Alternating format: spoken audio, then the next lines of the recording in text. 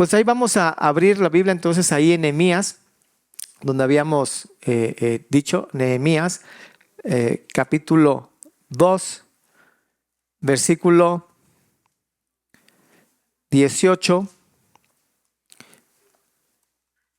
Dice la Biblia, entonces, ¿sí?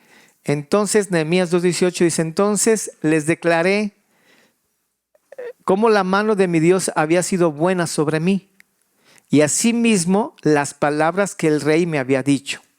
Y dijeron, levantémonos y edifiquemos. Así esforzaron sus manos para bien. ¿Sí? Ese es el versículo que vamos a memorizar, y sobre este vamos a hablar porque en este mes estamos precisamente hablando sobre levantemos juntos los fundamentos.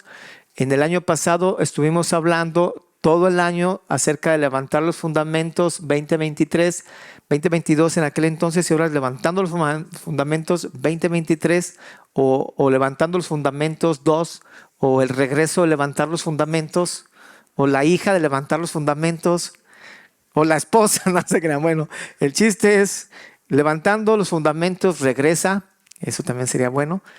2023, y vamos a continuar con esta temática de levantar los fundamentos. ¿Por qué? Porque Dios nos dio unos fundamentos como iglesia, ¿sí? Y después íbamos muy bien, o sea, íbamos bien, creciendo, tanto en impartir ese ADN de los fundamentos a la iglesia misma, trabajando, creciendo en todos los sentidos. Dios nos dio este lugar y también de una manera milagrosa Dios ha puesto personas también que pues se ponen la camiseta y que están trabajando duramente en esto, en nuestros fundamentos, en esta visión que Dios nos dio. Y vino la pandemia, y la pandemia dio un atraso a todo, pero a todo el mundo, ¿sí? Todas las iglesias cristianas en el mundo sufrieron. Hubo iglesias cristianas que ya no abrieron sus puertas, cerraron y ya no abrieron sus puertas.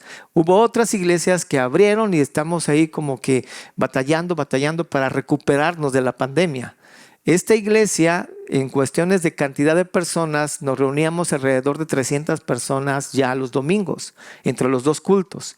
Y entonces con la pandemia lo bajó hasta 120 personas, hasta 100 personas llegamos a reunirnos entre los dos cultos, y ahorita nos estamos recuperando, rascándolo otra vez, ahí a veces a 180, 160, si llegamos a 200 estamos bien contentos, decimos, no, que una mega iglesia ya, ¿verdad? Pero vamos otra vez creciendo y estamos levantando los fundamentos, y está costando mucho más trabajo que antes hacerlo. Pero Dios ha estado con nosotros, Dios nos ha mantenido, Dios nos ha sustentado, Dios es el que nos ha dado la visión, la misión, y entonces Dios es el que la sustenta. Nehemías era un hombre que trabajaba como copero del rey. El copero era aquel que probaba antes los alimentos o las bebidas del rey, antes de que el rey las tomara, precisamente para evitar que el rey fuera envenenado. Si el copero caía muerto, quería decir que estaba envenenado y el rey entonces no lo comía. O sea, era como el guardaespaldas alimenticio del rey. Ese era el trabajo de Nehemías. ¿Qué quiere decir? Que tenía que ser alguien de suma confianza, muy confiable a un lado del rey, capaz de morir por el rey. ¿Sí? Probaba los alimentos del rey, y si decía todo está bien, no hay problema, no está envenenado, el rey entonces podía comer lo que él había probado. ¿Sí? Ese era su chamba, su trabajo. El rey estaba muy contento con él, pero Nehemías estaba muy preocupado también, porque Nehemías era un judío que había sido exiliado en los tiempos del 605 más o menos antes de Cristo, en los tiempos cuando era el rey de Babilonia, Nabucodonosor, había sitiado Jerusalén y se había llevado a los judíos a Babilonia, y allá estuvieron 70 años. Nehemías entonces estaba con el rey en Susa, que era la capital del reino, donde se habían llevado a los hebreos. Allá estaba, pero él estaba a su corazón en Jerusalén, porque una ciudad en ese entonces tenía que tener varias condiciones, la ciudad, para poder estar funcionando como ciudad. Una de ellas era de que tenía que tener muros que la protegieran, porque había bandas que siempre querían atacar las ciudades para secuestrar a las personas o para poder robar o para poder conquistar la ciudad. Entonces tenía que tener murallas. Otra, ahí es donde estaba el templo que Salomón había edificado. El templo de Salomón es una de las maravillas del mundo antiguo. Y el templo de Salomón es un monumento de templo que se le hizo a Dios. Y Salomón, el rey Salomón, junto con su papá, el rey David, construyeron ese templo y lo dedicó David y lo dedicó también Salomón. Entonces, ese templo había sido destruido y todos los utensilios del templo, todo el oro que tenía, la plata, el bronce, todos los aditamentos que tenía para lo que era el culto, el rey Nabucodonosor se lo había llevado a Babilonia. Y el templo estaba destruido, estaba en ruinas. Y los muros estaban caídos y las puertas de los muros de la ciudad estaban quemadas. Entonces había 3 cosas que restaurar en Jerusalén. Una de ellas era el templo, otra de ellas era el culto en el templo y la otra era los muros y las puertas de la ciudad, para que volviera a funcionar otra vez como ciudad. Entonces, Nehemías estaba muy preocupado por su ciudad, por Jerusalén, pero servía acá al rey. Había una comitiva que años atrás de esto que sucedió, de este versículo que estamos leyendo, años atrás había regresado a Jerusalén de Babilonia a través de un líder que era Zorobabel. Zorobabel regresó con una comitiva de judíos para poder restaurar y reconstruir el templo. Y reconstruyeron el templo. Una vez reconstruido el templo, vino otra comitiva con Esdras, que era un sacerdote. Y Esdras entonces regresó para reconstruir el culto en el templo. Entonces ya habían pasado más o menos 16 años en los cuales ya habían regresado y ya estaban haciendo culto en el templo, pero había algo muy importante: faltaban los muros, las puertas de Jerusalén. Estaba desprotegida, insegura. Y entonces Nehemías le dice al rey que está muy preocupado por la ciudad y que le dé chance, que le dé una licencia, que le dé permiso de ir para reconstruir esos muros. Y luego le dan permiso y dice: sí, pero también quisiera madera para las puertas. Sí, también te damos madera. Sí, pero también quisiera unas cartas para que vaya por una brecha directa y no me vayan a agarrar en otros pueblos y me vayan a querer asaltar o me vayan a querer matar, sino que el rey me mande con una comitiva de soldados para ir directamente hasta Jerusalén. Te lo damos. Sí, pero también necesitamos dinero para esto. Sí, también te lo damos. Sí, pero necesitamos. O sea, todo lo que pidió se lo dieron. Y todo comenzó en el corazón de un hombre que dijo: tengo ganas de ir, veo que hay algo que puedo hacer y tengo que hacerlo. ¿Por qué? Porque Dios me lo está pidiendo hacer.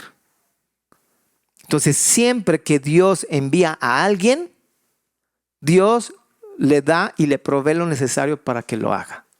Siempre es así, siempre. Y lo vemos a través de la Biblia y lo vemos a través de lo que Dios ha hecho en esta iglesia. Entonces fue Nehemías y en un lapso de 52 días, en un tiempo récord, reconstruyó todos los muros de la ciudad y las puertas.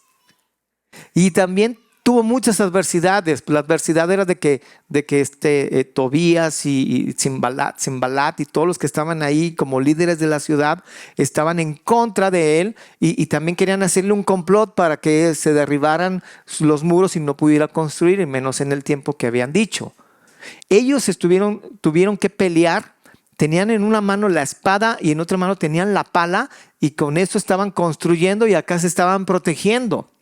Lo peor no fue eso. Lo peor fue que hubo un complot interno, que entre la misma congregación de los hebreos, de los judíos, hubo situaciones de murmuración y hubo situaciones también de pelea en contra de la construcción de los muros.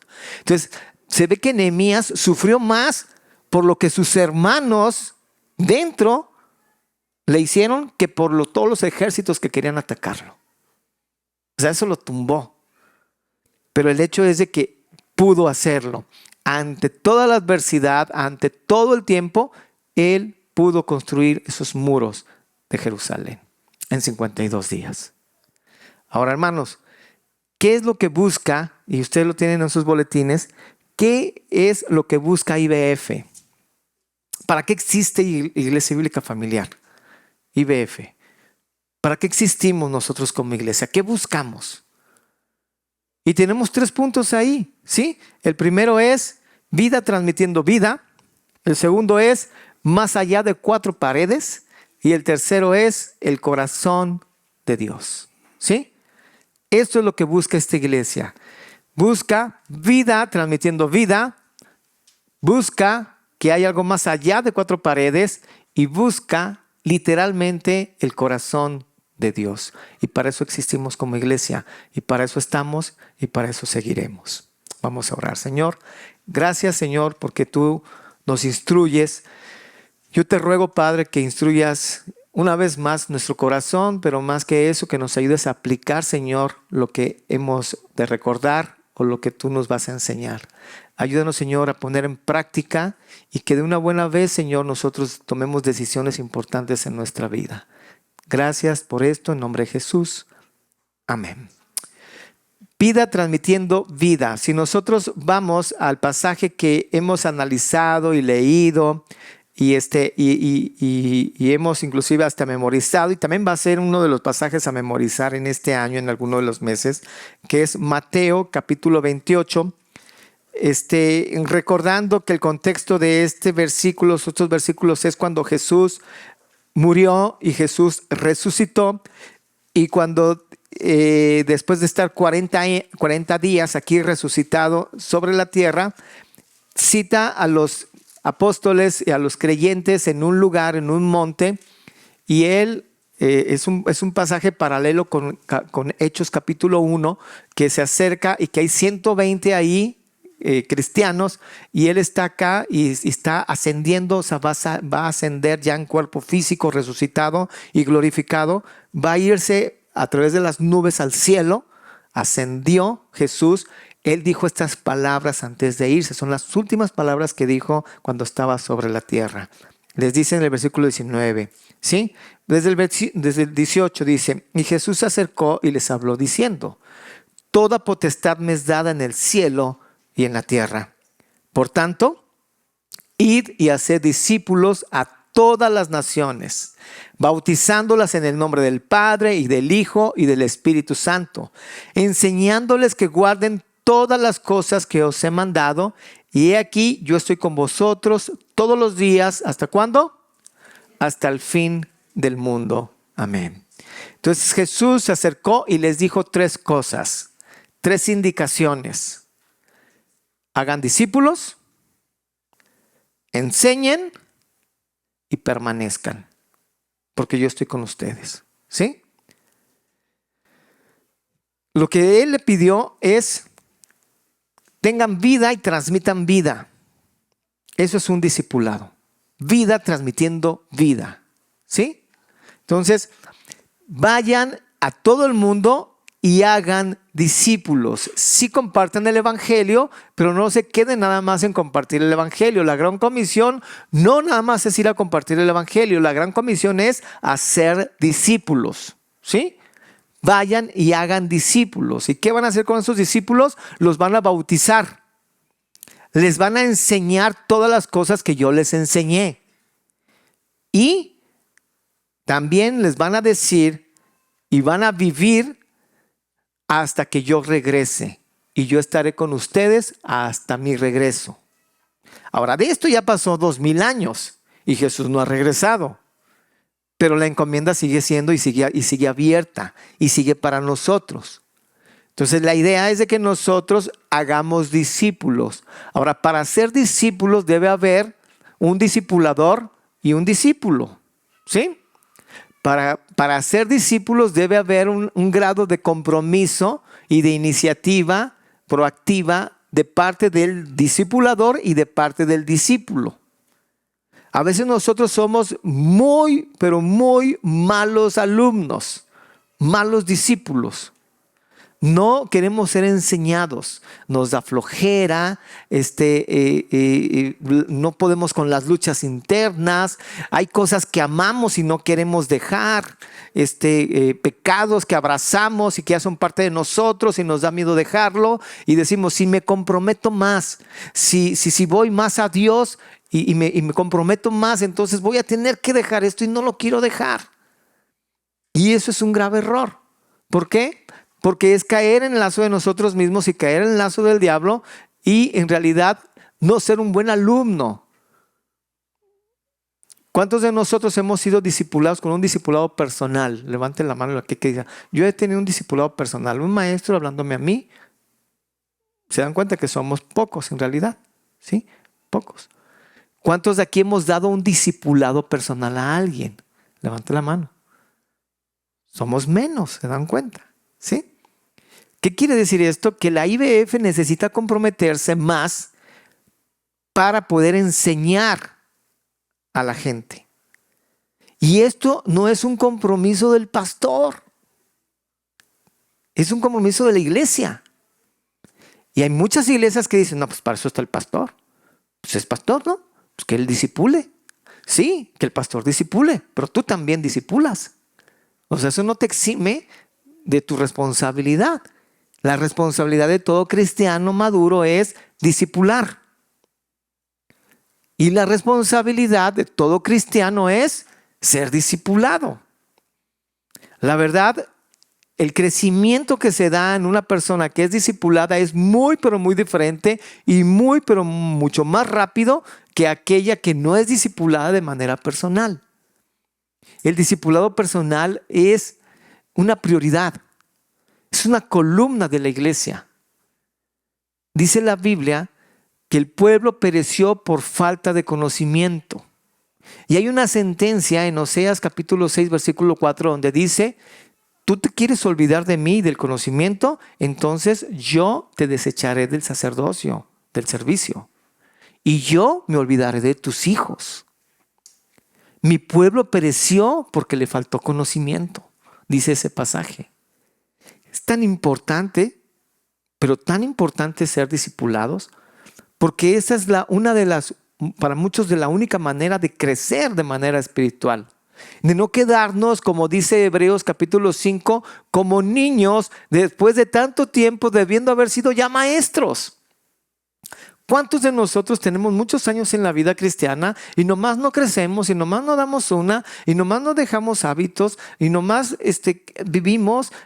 Ni servimos a Dios, ni ejercemos los dones que Dios nos dio, ni sabemos qué don nos dio Dios, pero ahí estamos y existimos. Y debiendo ser ya maestros, dice el escritor de Hebreos, es necesario que se les siga enseñando los primeros rudimentos de la vida cristiana. ¿Cuáles son esos primeros rudimentos? A orar, a leer la Biblia, seguimos batallando por hacer un devocional, seguimos batallando y nos da flojera por leer, por congregarnos, por ir por una actividad. O sea, seguimos batallando con nosotros mismos, con nuestra carne, con el mundo mismo, debiendo haber sido ya maestros. ¿A qué se refiere la Biblia con ser maestros? Precisamente es ser un discipulador. Vida. Alguien que transmite vida, vida transmitiendo vida. Ese es el concepto de nuestra iglesia que tenemos como discipulado. Ahora, es tan importante esto, hermanos, la verdad, porque nosotros tendremos y tenemos la capacidad de recibir un discipulado y también tenemos la capacidad de dar un discipulado.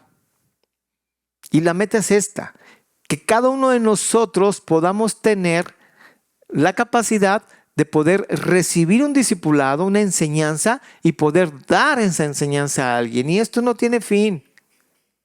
Yo sigo recibiendo enseñanza, yo sigo recibiendo de alguien, tengo un mentor, tengo a alguien a quien acudir y que me ve mi vida y también a alguien a quien reproducirme y darle de las enseñanzas que yo tengo. Siempre va a haber alguien que sepa más que nosotros y alguien que sepa menos que nosotros. Siempre va a haber alguien que esté a quien rendirle cuentas a nosotros y a alguien que nos rinda cuenta a nosotros en el sentido de crecimiento mutuo, porque eso es la iglesia. Crecer juntos, ¿sí? Y esto nos va a ir madurando a tal grado que nosotros podemos tener varios discípulos. Jesús tuvo discípulos. Ahora quizá ustedes digan, bueno, ¿cuántos tengo que tener? Pues por lo menos uno. Por lo menos uno. Si nosotros nos reproducimos en otro, pues ya la llevamos de ganar. Por lo menos uno. Jesús, ¿cuántos tuvo? A ver, teólogos, ¿cuántos discípulos tuvo Jesús? Tuvo 12 apóstoles, pero tuvo 70 discípulos. 72 o 70 discípulos, que eran los discípulos del Señor. ¿Sí? Él predicó a multitudes, miles de personas lo seguían, pero todas esas multitudes, solamente un poco de esas multitudes, un porcentaje creyó en él. Y de ese porcentaje que creyó en él, solamente 72 fueron sus discípulos, estuvieron dispuestos a ser enseñados por él. Ahora Jesús ahí mismo delegó, porque pongámosle, Juan Marcos lo discipuló Pedro. ¿Sí? Era un ejemplo. Entonces, Jesús en realidad se dedicó en cuerpo y alma y en tiempo para 12 apóstoles. Y de esos 12 apóstoles, solo 3 eran, 3 eran más allegados a él. ¿Sí? Uno de ellos Pedro, Juan, Jacobo, ¿sí? Que estuvieron más cercanos a él aún en su muerte. ¿Podríamos decir que tuvo un fracaso Jesús? No. ¿Por qué? Porque hace unos meses hablamos, y después lo pueden buscar ahí en internet, que quedan grabadas las predicaciones, hablamos del tema de con menos es más. No sé si recuerdan eso. Con menos es más. ¿Qué quiere decir? Que con muy poco Dios hace grandes cosas. Hubo solo 12 que estuvieron con él 3 años viviendo y siendo discipulados de manera directa Jesús a ellos. Solo 12. Y por esos 12 es que nosotros estamos aquí escuchando. O sea, esto se reprodujo. Si ustedes procuran o procuramos todos tener un discípulo o 2 discípulos, según lo que nosotros podamos, la capacidad que Dios nos dé, el tiempo, los factores que se junten y que nosotros tengamos la voluntad de hacerlo, Dios nos puede usar y tener discípulos.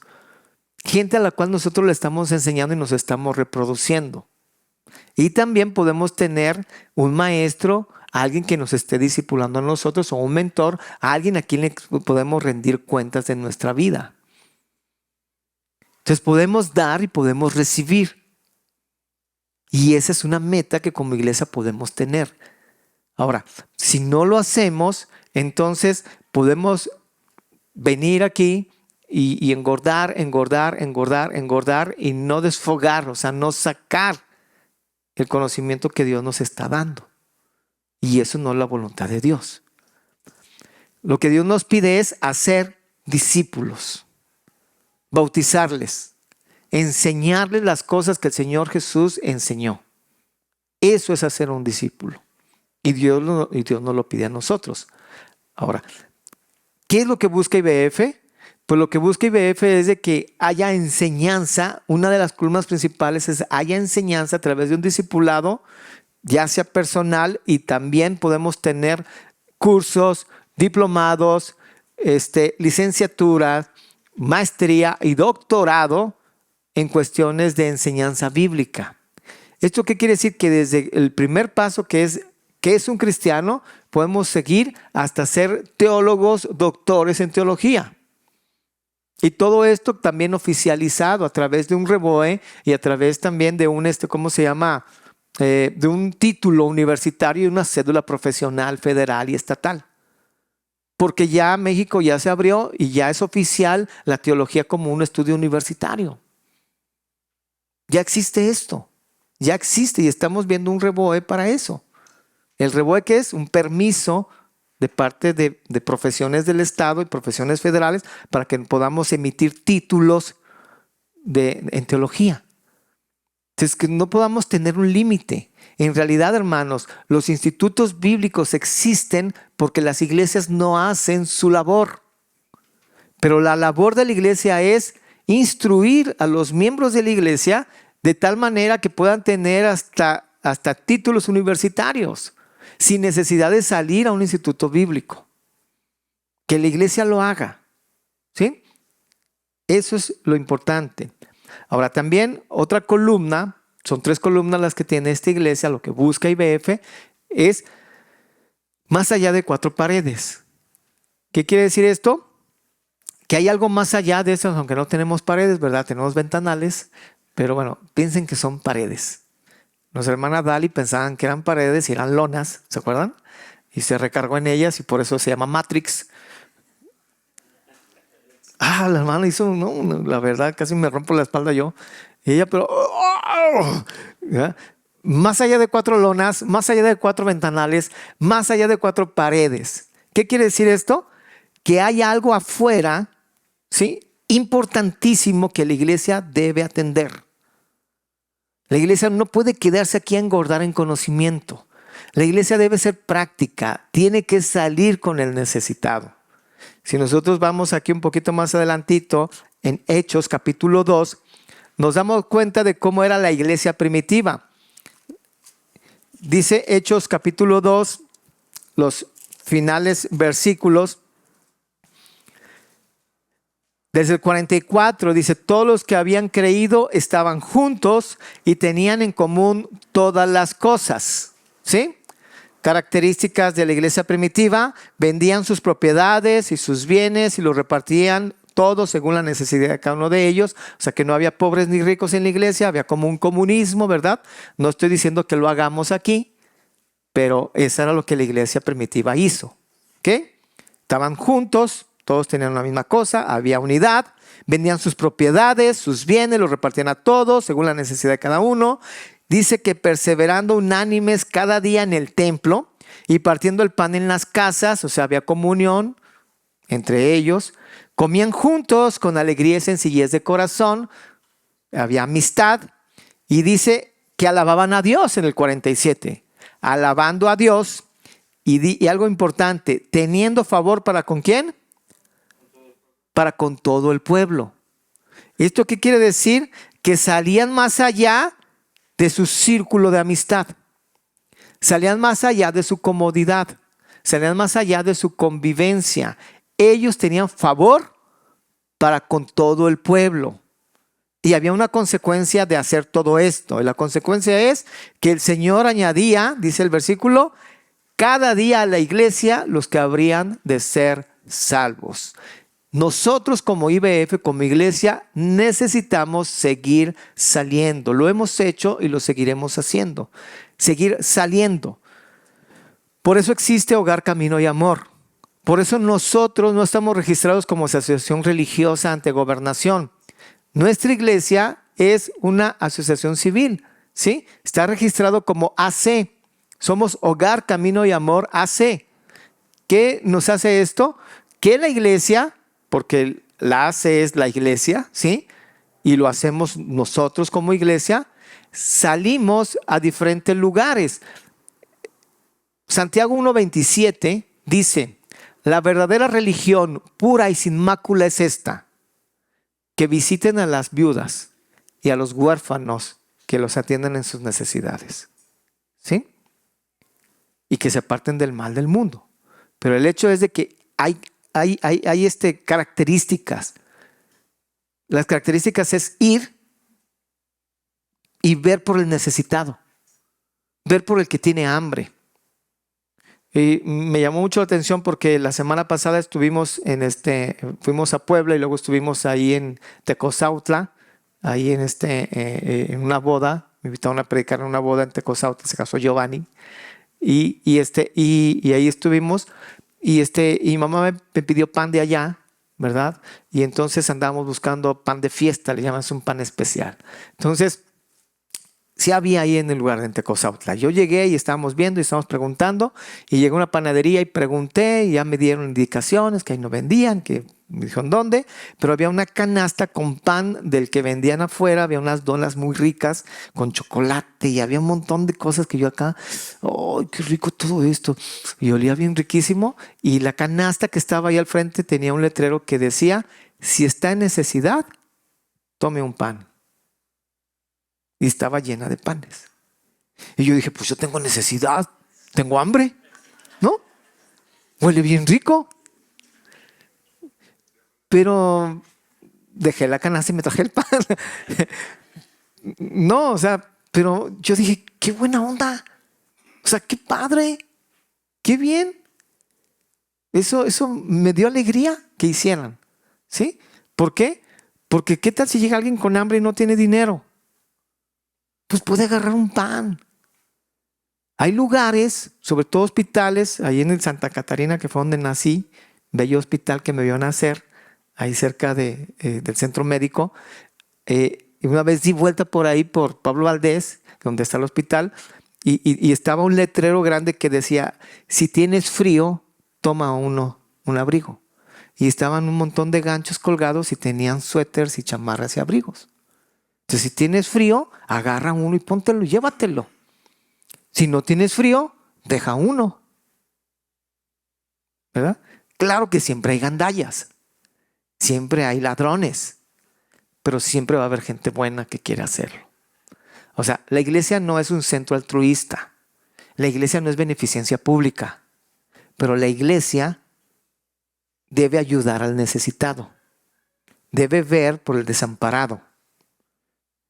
Y nosotros tenemos que salir a la gente, a los necesitados, a las viudas, a los huérfanos, al extranjero. Tenemos que salir y ver por las necesidades de la gente.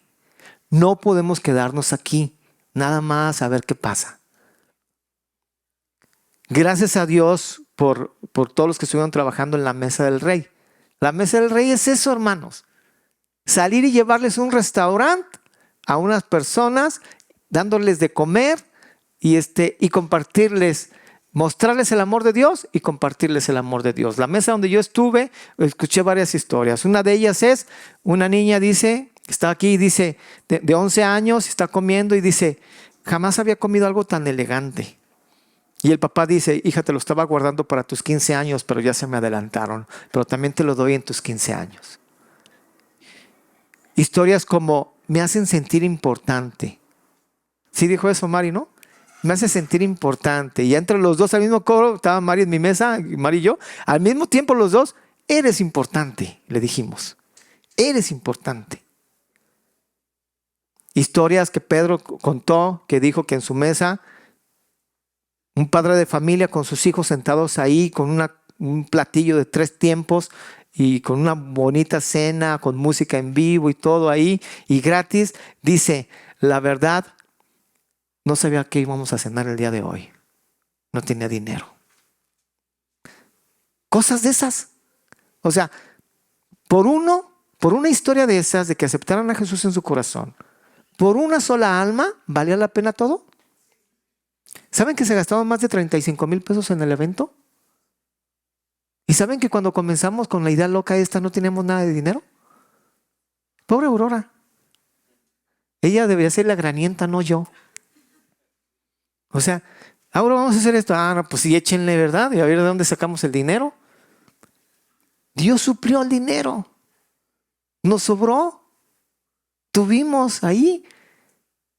Hasta en cada evento nos llevábamos comida. Fue increíble. Eso es lo que tenemos que hacer como iglesia. Eso es hacer iglesia, hermanos. ¿Saben cuánto se gasta en el mercado gratuito? En traer, el año pasado trajimos 2,5 toneladas del mercado de abastos. Más aparte, más de 100 despensas. Más aparte trajimos un montón de pan y un montón de cosas extras. Fueron cerca, de verdad, por las despensas y todo, fueron cerca de 80,000 pesos lo que se gastó. ¿Saben cuánto teníamos cuando comenzamos con esa idea? Nada. Nada. Nos donaron 75 despensas y las fueron a surtir a Costco. Una empresa. A Costco. O sea, yo hubiera ido a una barrotera, ¿no? No, ellos fueron a lo mejor. ¿Qué quiere decir? Que dimos lo mejor. Lo mejor. Ahora, dice la Biblia en Gálatas capítulo 6. Procurad hacer el bien a todos, pero principalmente ¿a quién? A los de la familia de la fe. No puedes ir a hablarle el evangelio a alguien que tenga hambre. Primero dale de comer y luego háblale del evangelio. No puedes ir a darle de comer a alguien tú teniendo hambre. Primero come tú y luego alimenta al otro. Es prioritario, hermanos. No podemos estar ahí como una vez yo lo vi en una iglesia, que no quiero decir nombres, poner susceptibilidades, donde había mucha necesidad en la familia que estaba embolsando las cosas que se iban a regalar a alguien y decía, híjole, ¿cómo se me antoja esto? Tengo tanta necesidad, pero no es para mí, es para ellos. Y el pastor de ese lugar, no pueden hacerlo para ustedes, no se lo pueden gastar en ustedes, es para la gente. Qué bueno, loable. Pero ¿quién es más prioritario? El hermano en la fe. Y Dios ha sido tan bueno que nos ha saciado a nosotros y nos ha permitido que podamos saciar a alguien más. Pero primero es la iglesia. ¿Saben que el mercado gratuito no es para las personas de fuera? El mercado gratuito es para nosotros. Es para las familias de la iglesia. Y se ponen todas las frutas y verduras y la despensa y todo así con un carro, así como si fuera un mercado, literalmente, y pasan todos ahí y agarran sus verduras, sus frutas y todo, y sin pagar. Y es lo mejor. O sea, no es lo que vamos, no vamos al de abastos a pedir sobras o a pedir regalado. Véndeme y véndeme lo mejor que tengas. Y se lo pagamos. Y lo traemos y eso es lo que damos. No damos cosas mayugadas ni nada de eso. Tiene que ser algo bueno. Eso es lo que tenemos que hacer como iglesia. Más allá de cuatro paredes. Muéstrales el amor de Dios y luego háblales del amor de Dios. Y con eso entonces vas a llegar al tercer punto, que es el corazón de Dios. Y el corazón de Dios es ir y compartir el evangelio.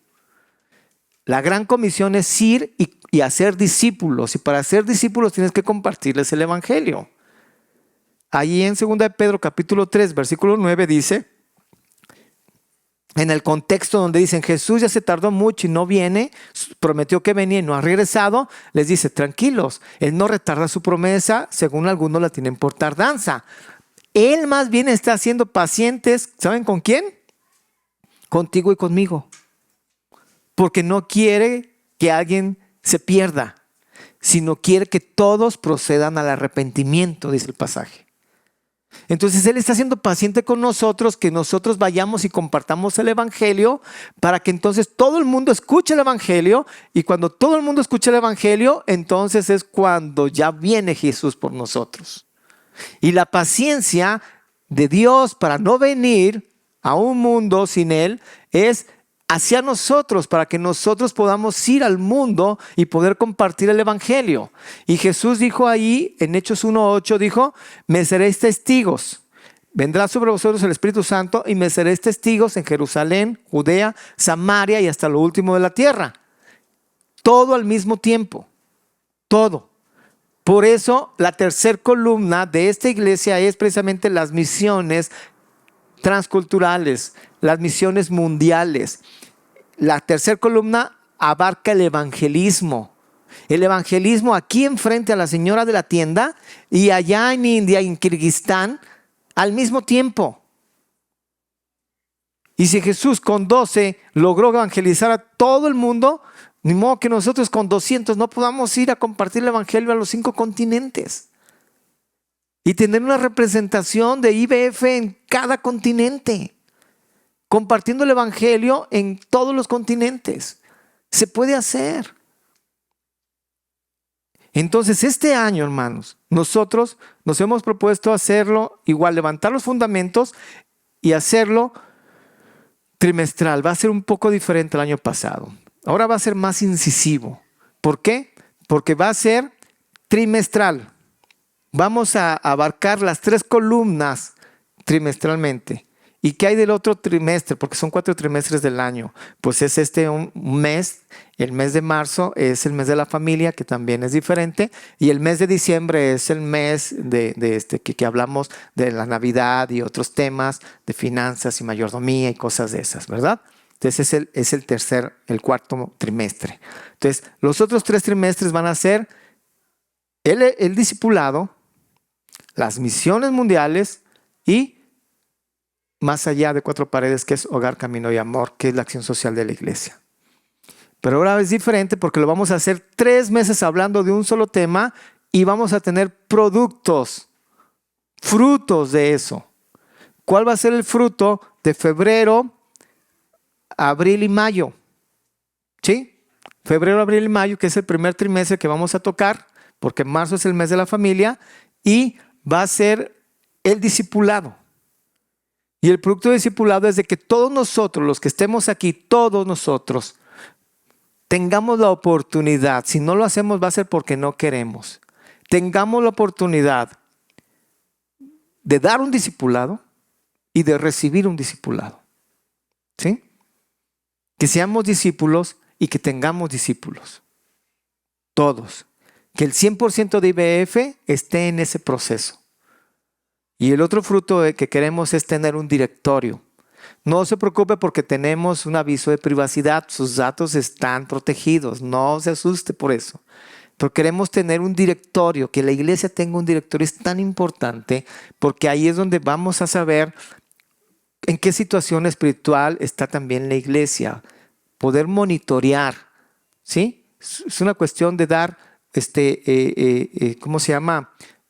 Tener datos pues de nosotros para poder nosotros crecer también como iglesia, y también nos vamos a dar de alta como asociación religiosa.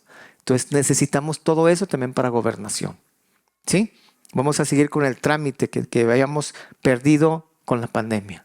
Entonces ese es el fruto que vamos a tener con el trimestre de discipulado. Después viene el de misiones. ¿Sí? El de el corazón de Dios, compartir el evangelio. Y ahí vamos a estar hablando de las misiones locales, transculturales, misiones mundiales. Y vamos a estar hablando de evangelismo. Entonces ahí vamos a hacer campañas evangelísticas todos esos meses. Campañas evangelísticas, salir a tocar a las casas, hacer campañas en los diferentes parques o plazas comerciales. Salir como salíamos también a compartir a viva voz a la gente o de manera personal. Repartir folletos y compartir el evangelio como iglesia. Todos los que podamos involucrarnos. Y el producto, son dos productos fuertes que tenemos ahí pensados, que uno es precisamente el viaje a Asia de la familia Tapia. ¿Sí? Ellos salen para Asia, y si Dios permite, ese mes que van a estar allá nosotros vamos a tener transmisiones aquí en vivo de ellos y vamos a estar dialogando con ellos y la iglesia va a ir a través de ellos allá, aquel país de Asia, ¿ok? Y el segundo producto que vamos a tener del mes de misiones es precisamente, o del trimestre de misiones, va a ser un viaje misionero a corto plazo como iglesia. Vamos a ir a Sibanzá, Tecozautla, y vamos a llevar médicos, odontólogos, quien corte el cabello, toda una caravana médica la vamos a hacer allá. Y evangelística. Vamos a capacitar escuela dominical, capacitar liderazgo. Se necesitan muchas manos. Si vamos 40, 45 en un camión allá, va a ser muy bueno 3, 4 días estar allá, y eso va a ser un viaje misionero que vamos a hacer como iglesia. ¿Sí? Entonces ya está avisado más o menos el pastor de allá, ya hablamos con él ahora que fui en esta semana pasada, y ya quedamos más o menos una fecha, estamos todos emocionados y sí vamos a hacerlo. ¿Okay? Entonces eso lo vamos a hacer, si Dios permite, también en el segundo trimestre. Y el tercer trimestre vamos a hacer otra Mesa del Rey, que es el de Acción Social, Mesa del Rey, y vamos a tener un concierto que vamos a ir a diferentes localidades a dar un concierto y a ofrecer ponche o algo ahí a la gente, atraer a la gente, darles el concierto, una cantata navideña con actuación en vivo, todo, y va a estar muy, muy bonito, y eso también va a ser evangelístico.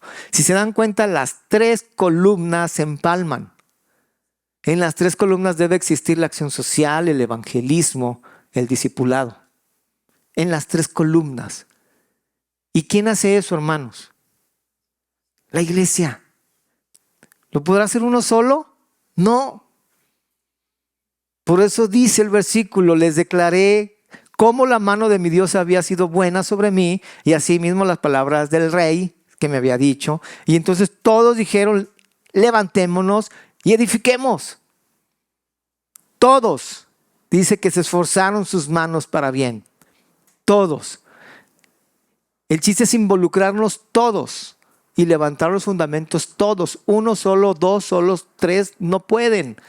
Tiene que ser la iglesia, todos juntos, hermanos. Entonces la invitación es que todos lo hagamos. Ahora, ¿nos preocupamos por el dinero? No, nunca nos hemos preocupado por eso. Necesitamos 250,000 pesos, más o menos 280,000 pesos para que la familia Tapia se vaya a Asia. ¿Dios nos lo puede dar? Sí.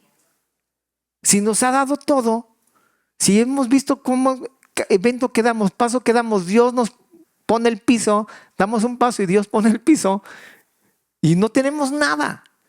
Si hacemos un inventario de cosas o un análisis, un cierre de cuentas de cosas que gastamos en este año como iglesia, no sé, Aurorita quizá tenga la idea, pero no tenemos la idea, nos vamos a sorprender. ¿De dónde salió tanto dinero para esto? Solamente la mano de Dios, solamente su provisión. Entonces, ¿por qué no hacer otras cosas? ¿Por qué no crecer y creerle a Dios? ¿Por qué no involucrarnos y levantar los fundamentos? ¿Por qué no invertir en el reino de Dios? No tengamos miedo en hacerlo. Dios es y ha sido muy bueno. Y cuando Dios pone una visión, Dios suple esa visión. Cuando Dios envía a algo, Dios se suple y Dios es el que se queda con la gloria y Dios es el que suple todo para que sea posible esto. Y el privilegio es de nosotros porque nosotros somos usados por Dios para eso. Ahora, involucrémonos, levantémonos, dice el pasaje, edifiquemos, comprometámonos con Dios, dejemos que Dios nos guíe para que entonces Dios sea el que haga las cosas a través de nosotros y que al finalizar el año podamos decir, Dios una vez más fue fiel y fue bueno con nosotros, porque Dios nos usó. Y yo veía la cara de todos ustedes cuando servían ahí en la mesa del rey y decía, qué bárbaro, o sea, estos meseros de veras parecen meseros. De verdad, si me da ganas de darles una propina. De verdad me nació en el corazón. Y qué bárbaros, o sea, qué porte para hacer las cosas, qué bien.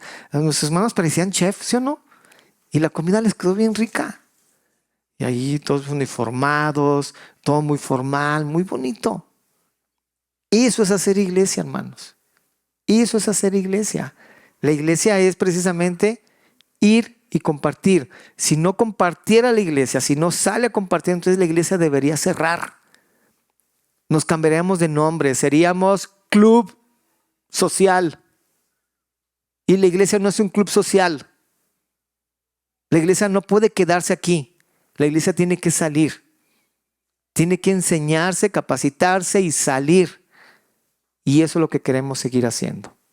Ahora, la pregunta es aquí y es una pregunta personal. ¿Estamos dispuestos a ser usados por Dios y edificar los fundamentos? ¿Estamos dispuestos a decir, bueno, Dios tiene un propósito para mí? O sea, no vivo aquí de oquis. Dios tiene algo para mí. Y no importa qué haya pasado. O sea, pudieron pasar mil cosas. Quizá estás sufriendo consecuencias de decisiones pasadas que hasta ahorita te tienen atorado en muchas cosas. Quizás estás abrazando pecados o tienes también situaciones por aquí de malos hábitos que no te dejan avanzar. ¿Qué no será tiempo de ya sacudirte todo eso y ya trabajar? ¿Y ya ser usado por Dios? ¿O vas a estar viendo quién sí es usado por Dios en el camino y te vas a seguir quedando sentado y sin hacer nada? No podemos permanecer ahí. La exhortación es: levantémonos, edifiquemos, creámosle a Dios. Él va a suplir las necesidades, y no nada más económicamente, sino emocionalmente, sino familiarmente, sino de manera condicional. Todas las condiciones va a dar Dios para que nosotros podamos levantarnos y edificar. Y no quedarnos sentados viendo quién edifica y decir, yo pude haber estado ahí. Y que pase otro año más, pude haber estado ahí, pero sigues con tu mal hábito que te tiene atorado. Sigues con tu rencor que te tiene atorado. Sigues con tu circunstancia de vida que te tiene atorado. Cuando ya te puedes sacudir y puedes avanzar. Entonces la exhortación es avanzar, hermanos. Avancemos. No te quedes ahí donde estás. Avanza, puedes hacerlo. Dios lo está pidiendo, y si Dios lo está pidiendo es porque Dios lo puede hacer. Así que vamos a orar. Señor, gracias, Padre, por tu palabra. Yo te ruego, Señor, en el nombre de Jesús, que nos uses, Señor. Úsanos, Padre, este año. Una vez más, Señor, manifiesta tu poder en nuestras vidas. Estamos deseosos, Señor, de ver cómo te vas a mover en esta iglesia, Señor, en este año.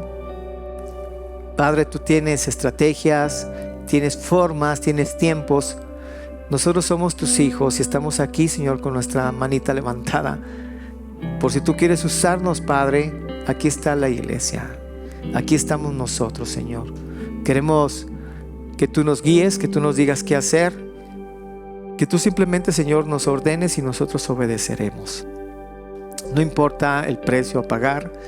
No importa, Señor, la circunstancia, si es difícil, si la vemos imposible. Nosotros queremos mover la piedra y hacer lo humanamente posible, y que tú, Señor, seas el que hagas el milagro y levantes el muerto. Que, Padre, nosotros seamos nada más los instrumentos, pero que tu poder sea exaltado y que tú seas glorificado, Señor. Nuestra labor como tus hijos es obedecer lo que tú quieres que hagamos, sabiendo, Señor, que tú eres el que vas con nosotros, así como Moisés lo dijo: si tú no vas con nosotros, no nos saques de este lugar. Así que sabemos que tú vas con nosotros, que paso que damos, paso que tú lo confirmas. Entonces, Señor, con esa confianza queremos pedirte que un año más, Señor, te manifiestes en esta iglesia y nos ayudes, Señor, a crecer. Gracias, Padre, por tu amor, tu bondad, y gracias por cada una de los hermanos y las hermanas que dan de su tiempo, de su dinero, su esfuerzo y dependencia de ti, Señor, y te creen y hacen que todo esto sea posible, Señor. Gracias, Padre, por esto, en nombre de Jesús. Amén.